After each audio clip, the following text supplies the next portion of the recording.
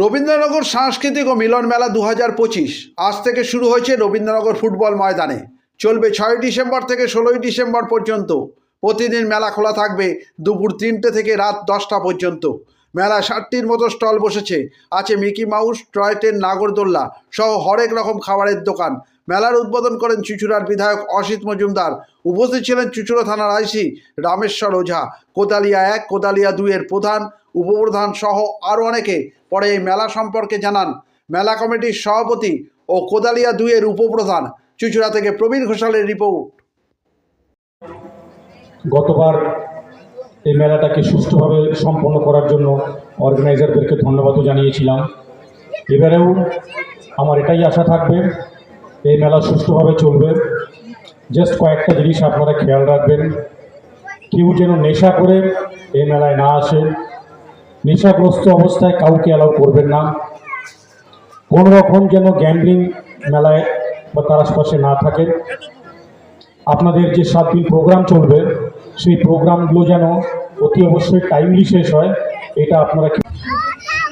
এই মেলা সম্বন্ধে একটু বলুন। রবীন্দ্রনগর সাংস্কৃতিক ও মিলন মেলা আজ 6 ডিসেম্বর শুভ উদ্বোধন হয়েছে। এবছর 3য় বছর চলবে আগামী 16 ডিসেম্বর পর্যন্ত।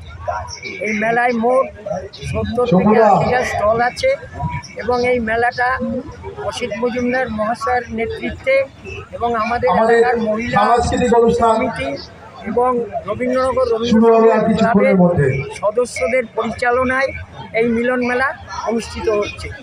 এবং এর মধ্যে নাগরদোলা আছে, মিকি মাউস আছে, চরকি আছে এবং অন্যান্য অনেক বিনোদনের সামগ্রী আমাদের এই মেলায় এসছে। আশা করি এই মেলা সর্বতোভাবে সাকসেস করার জন্য সকলেই সহযোগিতা করবেন এই কামনা করে সকলকে ধন্যবাদ দিয়ে আমি আমার বক্তব্য শেষ করছি। আপনার নামটা?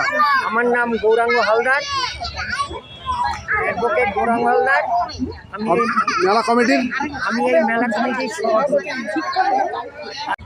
আজকে 6 ডিসেম্বর, আগামী 16 তারিখ অবধি এই মেলা চলবে। সবাইকে এই মেলায় আসার আমরা অনুরোধ জানাচ্ছি এবং সম্প্রীতির বন্ধন অটুট থাকে এটা আহ্বান করছি। কতগুলো স্টল এসছে? প্রায় 50টার কাছাকাছি স্টল এখানে এসে উপস্থিত হয়েছে। মেলাতে আসার জন্য আপনি আহ্বান জানাচ্ছেন সমস্ত লোককে? সবাইকে, চুঁচুড়াবাসীকে এই মেলা আসার জন্য আমি অনুরোধ জানাচ্ছি। আপনার নামটা? দেবাশিস চক্রবর্তী, উপপ্রধান, কোদালিয়া 1।